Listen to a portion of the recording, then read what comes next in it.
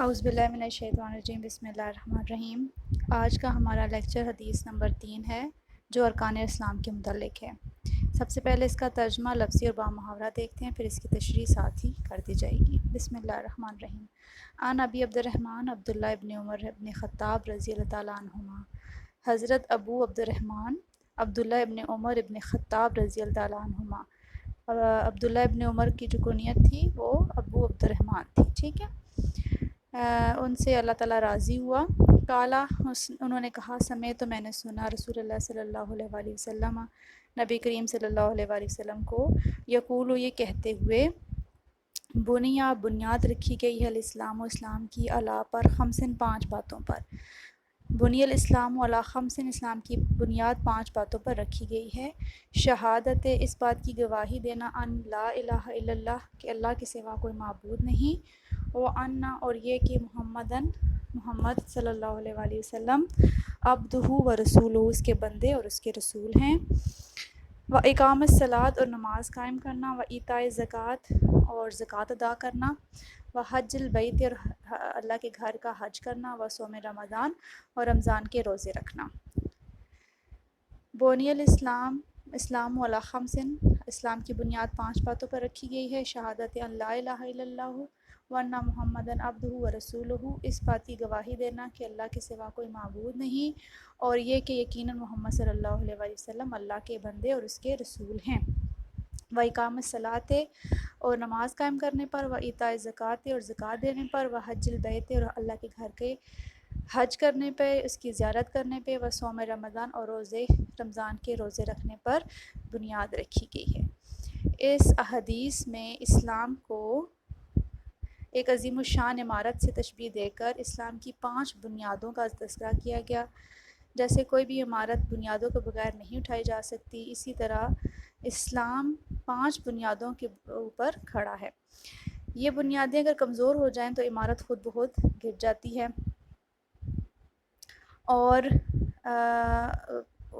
کمزور ہو جاتی ہے اور گر جاتی ہے۔ لہٰذا ہر مسلمان کو ان 5 جو ارکان ہیں، اس کی بنیادیں ہیں، اس پر کاربند ہونا ضروری ہے۔ اگر اس میں کوئی بھی ذرا سی بھی کوتاہی برتی جائے گی تو اس میں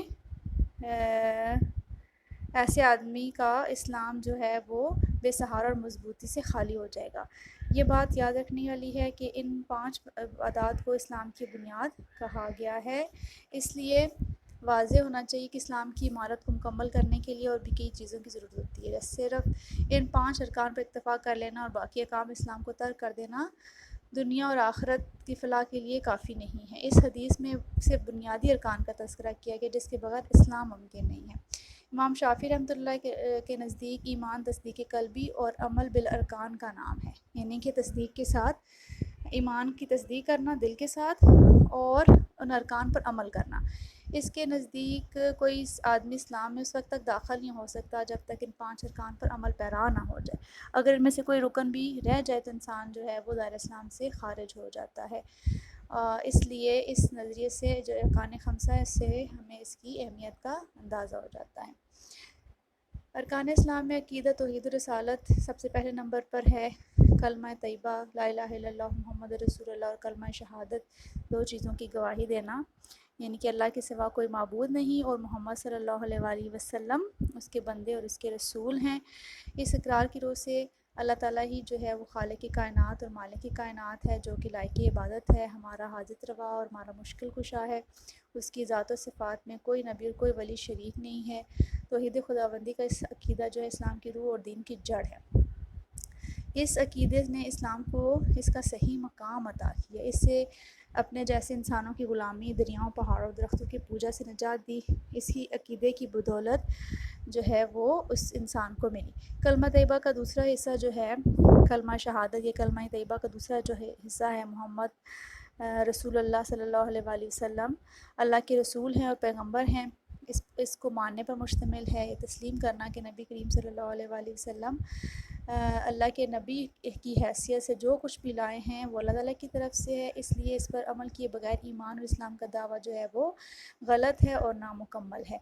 قرآن مجید کی سورہ نساء آیت نمبر 80 میں اللہ تعالیٰ کی اطاعت کے ساتھ نبی کریم صلی اللہ علیہ وآلہ وسلم کی اطاعت کو لازمی قرار دیا گیا۔ دوسرا رکن، دوسرا جو ستون ہے وہ نماز ہے۔ اس میں جو توحید و رسالت کے عقیدے ہیں ان میں 4 ایسے ارکان ہیں جو عمل سے تعلق رکھتے ہیں۔ اس سے پہلا رکن نماز کو قائم کرنا ہے۔ آیت قرآنی اور احادیث کی روح سے یہ رکن انتہائی اہمیت کا حامل ہے۔ نبی کریم صلی اللہ علیہ وآلہ وسلم کی فرمان کے مطابق مسلمان اور کافر کے درمیان جو چیز حد فاصل ہے، جو فرق کرنے والی ہے، وہ نماز ہے، اور جس نے جان بوجھ کر نماز چھوڑی اس نے کفر کا ارتکاب کیا۔ قرآن مجید میں ادا کرنے کی تلقین کئی بار سینکڑوں آیات میں وارد ہوئی ہے۔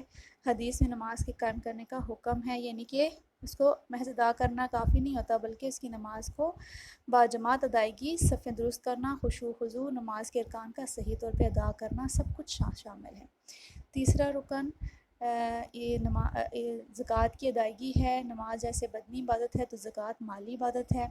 نماز قائم کرنے والا کا جسم ہر وقت پاک صاف رہتا ہے تو زکوٰۃ ادا کرنے والے کا مال جو ہے وہ تمام آلودگیوں سے صاف ہو جاتا ہے۔ سورۃ توبہ کی آیت نمبر 103 میں اللہ تعالیٰ ارشاد فرماتے ہیں کہ خذ من اموالہم صدقات تطہرہم وتزکیہم بہا، کہ اے رسول صلی اللہ علیہ وآلہ وسلم ان کے مالوں میں سے صدقہ وصول کرو جس کے ذریعے انہیں پاک اور صاف کر دو۔ اس بات کی طرف اشارہ ہے کہ صدقہ دینے سے، یہ زکوٰۃ دینے سے ان کے مال جو ہیں وہ پاک اور صاف ہو جاتے ہیں۔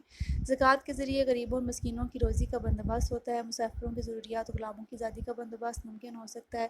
زکوٰۃ کا سب سے بڑا فائدہ یہ ہے کہ اسے چند دولت مند ہاتھوں میں مرکوز ہونے کے بجائے معاشرے میں گردش ملتی ہے، اور غریبوں اور امیروں میں جو فرق ہے وہ کم کرنے میں مدد ملتی ہے۔ اس کے علاوہ مختلف قسم کے جو طبقات ہیں ان میں جو نفرت پائی جاتی ہے وہ کم ہو جاتی ہے، اور مسلم معاشرے کو مضبوط بنانے کے لیے آسانیاں پیدا ہو جاتی ہیں۔ چوتھا رکن روزہ رکھنا ہے۔ سال میں صرف ایک مہینے یعنی رمضان المبارک میں روزے ہر مسلمان پر فرض کیے گئے ہیں۔ یہ بھی بدنی عبادت ہے لیکن نماز سے بالکل مختلف۔ روزے میں صبح سے شام تک کھانے پینے اور دیگر خواہشات سے رک جانا ضروری ہوتا ہے۔ ضبط نفس کے لیے روزے سے بہترین کوئی ذریعہ نہیں ہے۔ اس سے مسلمانوں میں جفاکشی، صبر اور مشکلات کو برداشت کرنے کی قوت پیدا ہوتی ہے، اور ساتھ ہی بدن کی درستگی کے لیے یہ بہترین علاج ہے۔ اللہ تعالیٰ کے گھر کا حج کرنا۔ عمر میں ایک مرتبہ، اپنی پوری زندگی میں ایک مرتبہ حج کرنا فرض ہے، لیکن وہ بھی شرط کے ساتھ۔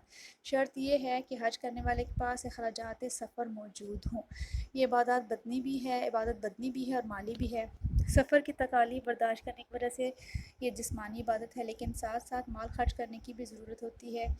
حج مسلمانوں کا ایک مرکزی اجتماع ہے، اس سے مسلمان قوم کے اتحاد اور یکجہتی کی روح جو ہے وہ تازہ ہوتی ہے، اور اس کے ساتھ ساتھ حضرت ابراہیم علیہ السلام کی یادگار ہمیشہ برقرار رہتی ہے۔ یہ تھی حدیث نمبر 3 کا ترجمہ اور اس کی تشریح۔